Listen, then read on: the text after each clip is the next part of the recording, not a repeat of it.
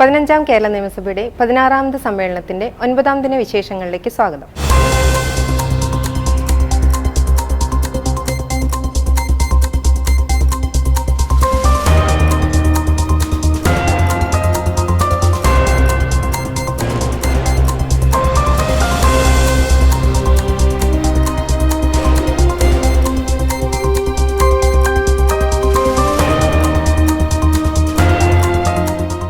നിയമസഭയിൽ കഴിഞ്ഞ ദിവസം നടന്ന പ്രതിഷേധത്തെ ചൊല്ലിയുള്ള ഭരണ പ്രതിപക്ഷ വാക്പോരോടെയാണ് സഭ ആരംഭിച്ചത്. ശബരിമല സ്വർണ്ണപ്പാളി വിഷയത്തെ ചൊല്ലി നിയമസഭയിൽ കഴിഞ്ഞ ദിവസം നടന്ന പ്രതിപക്ഷ പ്രതിഷേധത്തിനിടെ വാച്ച് ആൻഡ് വാർഡിനെ പ്രതിപക്ഷാംഗങ്ങൾ വടികൊണ്ടടിച്ചു എന്ന മുഖ്യമന്ത്രിയുടെ പരാമർശം തെറ്റാണെന്നും അത് പിൻവലിക്കണമെന്നും പ്രതിപക്ഷ നേതാവ് വി.ഡി. സതീശൻ ആവശ്യപ്പെട്ടു. ഇന്നലെ സഭയിലുണ്ടായ പ്രശ്നങ്ങളെക്കുറിച്ച് ബഹുമാനപ്പെട്ട മുഖ്യമന്ത്രി വളരെ വാസ്തവവിരുദ്ധമായൊരു പ്രസ്താവന നടത്തി. ഞങ്ങൾ വാച്ച് ആൻഡ് വാർഡിനെ വടികൊണ്ട് അടിച്ചു എന്നുള്ള തെറ്റായൊരു പ്രസ്താവന നടത്തി. അദ്ദേഹം അത് പിൻവലിക്കണം. പ്രതിപക്ഷം സഭാ നടപടികളോട് നിസ്സഹകരിക്കുകയാണെന്നും അദ്ദേഹം അറിയിച്ചു. ഒരാൾ ഇവിടെ നിന്നുള്ള MP ആണ്, കേരളത്തിൽ നിന്നുള്ള, അവരെ അധിക്ഷേപിച്ചുകൊണ്ടുള്ള സംസാരം മന്ത്രിമാർ തന്നെ മൈക്ക് കിട്ടുമ്പോൾ നടത്തിയ സാർ, ഈ പരിപാടിയായിട്ട് ഞങ്ങൾക്ക് യോജിക്കാൻ പറ്റില്ല, ഞങ്ങൾ പൂർണ്ണമായി അതുമായിട്ട് നിസ്സഹരിക്കും. എന്നാൽ മുഖ്യമന്ത്രി പറഞ്ഞതിനെ സ്പീക്കർ ശരിവച്ചു. വാച്ച് ആൻഡ് വാർഡിനെ ഒരംഗം അടിച്ചുവെന്നും അദ്ദേഹത്തിന് മോശമാകുന്നത് കൊണ്ടാണ് പേര് പറയാത്തതെന്നും സ്പീക്കർ A.N. ഷംസീർ പറഞ്ഞു. ഞാൻ അങ്ങ് പറഞ്ഞാൽ പേര് പറയാം, അത് പേര് പറഞ്ഞാൽ അംഗത്തിനൂടി മോശമാകുന്നുള്ളതുകൊണ്ടാണ് ചെയർ പരാമർശിക്കാത്തത്.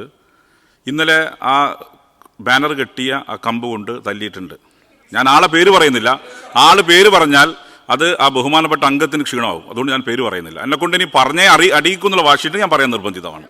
പ്രതിപക്ഷ നേതാവ് വി.ഡി. സതീശന് ഇരട്ടത്താപ്പാണെന്ന് മന്ത്രി M.B. രാജേഷ് കുറ്റപ്പെടുത്തി. ബഹുമാന്യനായ പ്രതിപക്ഷ നേതാവ് എല്ലായ്പ്പോഴും പാർലമെന്ററി മര്യാദകളെക്കുറിച്ച് വലിയ ക്ലാസ് എടുക്കുന്ന ആളാണ്. 25 വർഷത്തെ പാർലമെന്ററി അനുഭവമുള്ളയാളാണ്. അദ്ദേഹത്തെ പോലൊരാൾ ഇന്നലെ ഇവിടെ നടന്നതിനെ മുഴുവൻ ഇന്നലെ ന്യായീകരിച്ചു, അതും മതി വരാതെ ഇപ്പോൾ വന്ന് വീണ്ടും ന്യായീകരിക്കുന്നു എന്നുള്ളത് ഈ ലോകം മുഴുവൻ കാണട്ടെ സർ. ഇതാണ് ഇരട്ടത്താപ്പ് എന്ന് പറയുന്നത്. സോണിയാഗാന്ധിയെ അധിക്ഷേപിക്കാൻ ആരും ശ്രമിച്ചിട്ടില്ലെന്ന് മന്ത്രി P. രാജീവും വ്യക്തമാക്കി. ഈ ബഹുമാന്യായ സോണിയാഗാന്ധിയെ അധിക്ഷേപിക്കാൻ ഇവിടെ ആരും ശ്രമിക്കുന്നില്ല. ബഹുമാന്യായ സോണിയാഗാന്ധിയെ തെരുവിലിട്ട് ചെണ്ട കൊട്ടുന്നവരെ കൊട്ടാനുള്ള അവസരം നൽകുന്നത് പ്രതിപക്ഷ നേതാവാണ്, പ്രതിപക്ഷമാണ്. പ്രതിപക്ഷ നേതാവ് മുഖ്യമന്ത്രി ഉൾപ്പെടെയുള്ള സംസ്ഥാനത്തെ മന്ത്രിമാരെയെല്ലാം ആക്ഷേപിച്ചെന്ന് മന്ത്രി V. ശിവൻകുട്ടിയും പരാതിപ്പെട്ടു. ഈ സഭയിൽ മുഖ്യമന്ത്രി ആക്ഷേപിക്കുന്നു, ബഹുമാനപ്പെട്ട ധനകാര്യ വകുപ്പ് മന്ത്രി ആക്ഷേപിക്കുന്നു, ബഹുമാനപ്പെട്ട വ്യവസായ വകുപ്പ് മന്ത്രി ആക്ഷേപിക്കുന്നു, നമ്മുടെ ആരോഗ്യവകുപ്പ് മന്ത്രി ആക്ഷേപിക്കുന്നു. മന്ത്രിമാരായ K.N. ബാലഗോപാൽ, K. രാജൻ എന്നിവരും പ്രതിപക്ഷത്തിനെതിരെ സംസാരിച്ചു. മന്ത്രിമാരുടെ മറുപടികൾക്ക് പിന്നാലെ പ്രതിപക്ഷം സഭാ നടപടികൾ ബഹിഷ്കരിച്ച് പുറത്തുപോയി. ചോദ്യോത്തരവേളയിൽ ചോദ്യങ്ങളുടെ പട്ടികയിലെ 3 ചോദ്യങ്ങൾക്കാണ് ഇന്ന് സഭയിൽ മന്ത്രിമാർ വാക്കാൽ മറുപടി നൽകിയത്. വയോമിത്രം പദ്ധതി, ന്യൂനപക്ഷ വിഭാഗത്തിൽപ്പെട്ട വിദ്യാർത്ഥികൾക്ക് സ്കോളർഷിപ്പ്, പൊതുഗതാഗത മേഖലയിൽ KSRTC കൈവരിച്ച നേട്ടങ്ങൾ എന്നിവ സംബന്ധിച്ച അംഗങ്ങളുടെ ചോദ്യങ്ങൾക്കാണ് ബന്ധപ്പെട്ട മന്ത്രിമാർ ഇന്ന് മറുപടി പറഞ്ഞത്. വയോജനങ്ങളുടെ മാനസികാരോഗ്യത്തിന് വിവിധ പദ്ധതികൾ തയ്യാറാക്കിയിട്ടുണ്ടെന്ന് മന്ത്രി R. ബിന്ദു പറഞ്ഞു. സല്ലാപം പദ്ധതി ഒറ്റപ്പെട്ടു പോകുന്ന വയോജനങ്ങൾക്ക് യുവതലമുറയിലുള്ളവരോട് സംവദിക്കുന്നതിന് വേണ്ടി തയ്യാറാക്കിയിട്ടുള്ള പദ്ധതിയാണ്. ഇന്റർജനറേഷണൽ ടൈസ്, തലമുറകൾക്കിടയിലുള്ള ബന്ധം ശക്തിപ്പെടുത്തിക്കൊണ്ട് ഒഴിവുവേളകളിൽ യുവജനങ്ങളുമായിട്ടോ മറ്റുള്ള സുഹൃത്തുക്കളുമായിട്ടോ ഫോണിലൂടെ സംവദിക്കാനുള്ള സൗകര്യമാണ് ഫോൺ എ ഫ്രണ്ട് സല്ലാപം പദ്ധതിയിലൂടെ ഒരുക്കിയിട്ടുള്ളത്. ന്യൂനപക്ഷ വിഭാഗത്തിലെ യുവതി യുവാക്കൾക്കായി നിരവധി നൈപുണ്യ പരിശീലന പദ്ധതികൾ നടപ്പിലാക്കിയിട്ടുണ്ടെന്ന് മന്ത്രി V. അബ്ദുറഹിമാൻ പറഞ്ഞു. ഈ ഗവൺമെന്റ് അധികാരത്തിൽ വന്നതിന് ശേഷം ന്യൂനപക്ഷ വിഭാഗത്തിൽപ്പെട്ട വിദ്യാർത്ഥികൾക്കായി മികച്ച തൊഴിൽ നൈപുണ്യ പരിശീലന പരിപാടികൾ നടത്താൻ കഴിഞ്ഞിട്ടുണ്ട് സർ. അസാപ്പ് ഡിജിറ്റൽ യൂണിവേഴ്സിറ്റി മുഖേന ഈ പരിശീലന പദ്ധതികൾ സംഘടിപ്പിച്ചു വരുന്നുണ്ട്. KSRTCയെ ലാഭത്തിലാക്കാൻ സ്വീകരിച്ച നടപടികൾ മന്ത്രി K.B. ഗണേഷ് കുമാറും വിശദീകരിച്ചു. നമുക്ക് എക്സ്ക്ലൂസീവ് ആയിട്ടുള്ള സ്ഥലങ്ങളിൽ ഏറ്റവും പാവപ്പെട്ടവരും സാധാരണക്കാരും താമസിക്കുന്ന മലയോര മേഖലകളടക്കം പുതിയ ബസ് വാങ്ങിക്കൊണ്ട് ചെറിയ ബസ് വാങ്ങി നമ്മൾ ഓടിക്കാൻ തുടങ്ങിയപ്പോൾ അവിടെ കളക്ഷൻ വർദ്ധിച്ചു. ഈ കളക്ഷൻ വർദ്ധിച്ചതിൻ്റെ രഹസ്യം എന്ന് പറയുന്നത് ഈ അനാവശ്യമായ ഒരു അൺഹെൽത്തി കോമ്പറ്റീഷന് പോകണ്ട എന്നുള്ള തീരുമാനമാണ്. ഇന്ന് സഭയിൽ വന്ന ശ്രദ്ധ ക്ഷണിക്കലിന് മുഖ്യമന്ത്രി മറുപടി നൽകി.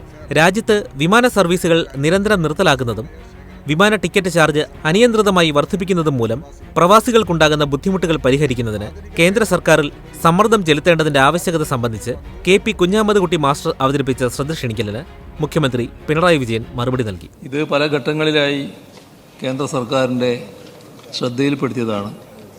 പക്ഷേ കേന്ദ്ര സർക്കാർ സ്വീകരിച്ച നയത്തിൽ മാറ്റമൊന്നും വരുത്താൻ തയ്യാറായിട്ടില്ല. അതാണ് ഈ നില തുടരുന്നതിന് കാരണം. സഭയിൽ അവതരിപ്പിച്ച 8 സബ്മിഷനുകൾക്കും അതത് വകുപ്പ് മന്ത്രിമാർ മറുപടി നൽകി.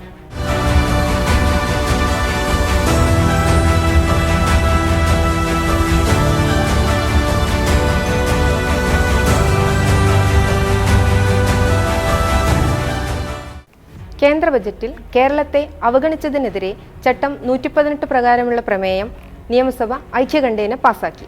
മുഖ്യമന്ത്രി പിണറായി വിജയനാണ് വിവിധ വിഷയങ്ങളിൽ കേന്ദ്ര സർക്കാർ കേരളത്തോട് സ്വീകരിച്ചു വരുന്ന കടുത്ത അവഗണന അവസാനിപ്പിച്ച് അർഹതപ്പെട്ടതും അവകാശപ്പെട്ടതുമായ നീതി ഉറപ്പാക്കണമെന്ന് കേന്ദ്ര സർക്കാരിനോട് ആവശ്യപ്പെടുന്ന ചട്ടം 118 പ്രകാരമുള്ള പ്രമേയം അവതരിപ്പിച്ചത്.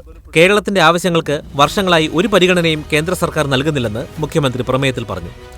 കേന്ദ്രം ജനാധിപത്യ ഫെഡറൽ മൂല്യങ്ങളെ അവഹേളിക്കുന്നുവെന്നും മുഖ്യമന്ത്രി പറഞ്ഞു. പ്രമേയം കേരള നിയമസഭ ഐക്യകണ്ഠേന പാസാക്കി. കഴിഞ്ഞ ഏതാനും വർഷങ്ങളായി കേരളം മുന്നോട്ട് വച്ചിട്ടുള്ള ന്യായയുക്തമായ ആവശ്യങ്ങൾ പലതിനും യാതൊരു പരിഗണനയും കേന്ദ്ര സർക്കാർ നൽകുന്നില്ല എന്നത് കേരള സമൂഹത്തെ ഒന്നാകെ നിരാശപ്പെടുത്തുന്നതാണ്. അതിനപ്പുറം രാജ്യത്തിൻ്റെ അന്തസ്സിനെ ലോക സമൂഹ മധ്യത്തിൽ ഇടിച്ചു താഴ്ത്തുന്നതുമാണ്. ലോക ശ്രദ്ധയാകർഷിച്ച വികസന പരിപ്രേക്ഷ്യം മുന്നോട്ട് വെച്ച് രാജ്യത്തിനും ആഗോള സമൂഹത്തിനും മുന്നിൽ അഭിമാനാർഹമായ നേട്ടങ്ങൾ മുന്നോട്ട് വെച്ച സംസ്ഥാനത്തോട് തുറന്നു വരുന്ന അവഗണന ജനാധിപത്യ ഫെഡറൽ മൂല്യങ്ങളെ അവഹേളിക്കുന്നതാണ്. നമ്മുടെ ജനാധിപത്യത്തെ തന്നെ സംശയിക്കാൻ പലർക്കും പഴുത് നൽകുന്നതുമാണ്.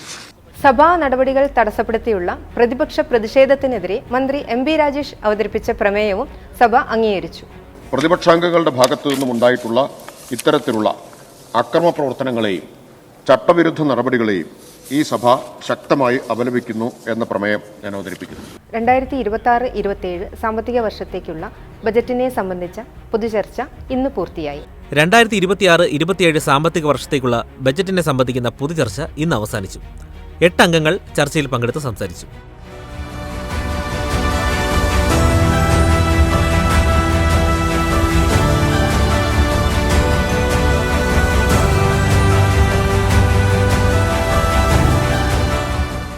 ചർച്ചയിൽ ഉയർന്നു വന്ന ചോദ്യങ്ങൾക്ക് ധനകാര്യ വകുപ്പ് മന്ത്രി മറുപടി നൽകി. ചർച്ചയിൽ ഉയർന്നു വന്ന ചോദ്യങ്ങൾക്കും വിമർശനങ്ങൾക്കും ധനമന്ത്രി KN ബാലഗോപാൽ മറുപടി നൽകി.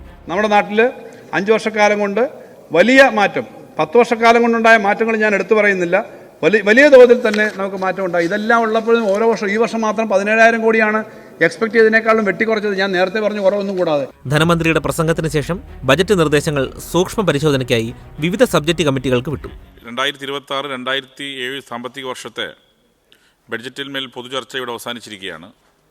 നമ്മുടെ സഭാചട്ടങ്ങളിലെ ചട്ടം 142 പ്രകാരം പൊതുചർച്ച പൂർത്തിയാകുന്നതോടുകൂടി ബഡ്ജറ്റിലെ ധനാഭ്യർത്ഥനകളെ ബന്ധപ്പെട്ട സബ്ജക്ട് കമ്മിറ്റികളുടെ പരിഗണനയ്ക്ക് റിപ്പോർട്ടിനുമായി റഫർ ചെയ്യപ്പെടുന്നതാണ്. അതത് സബ്ജക്ട് കമ്മിറ്റികൾ യോഗം ചേരേണ്ടത് സംബന്ധിച്ച് ഷെഡ്യൂൾ സർക്കുലേറ്റ് ചെയ്യുന്നതാണ്. 2026 ഫെബ്രുവരി 6 തീയതി മുതൽ ആരംഭിക്കുന്ന സബ്ജക്ട് കമ്മിറ്റി യോഗങ്ങളിൽ എല്ലാ അംഗങ്ങളും കൃത്യമായി പങ്കെടുക്കുകയും തങ്ങളുടെ അഭിപ്രായങ്ങളും നിർദ്ദേശങ്ങളും സമിതിയിൽ ചർച്ച ചെയ്യണമെന്നും ചെയർ അഭ്യർത്ഥിക്കുന്നു. നടപടികൾ പൂർത്തിയാക്കി സഭ ഇന്നത്തേക്ക് പിരിഞ്ഞു. ഓർഡർ സഭ ഇപ്പോൾ പിരിയുന്നതും നാളെ രാവിലെ 9 മണിക്ക് വീണ്ടും സമ്മേളിക്കുന്നതുമാണ്. ഇന്നത്തെ നിയമസഭാ വിശേഷങ്ങൾ പൂർത്തിയായി. നമസ്കാരം.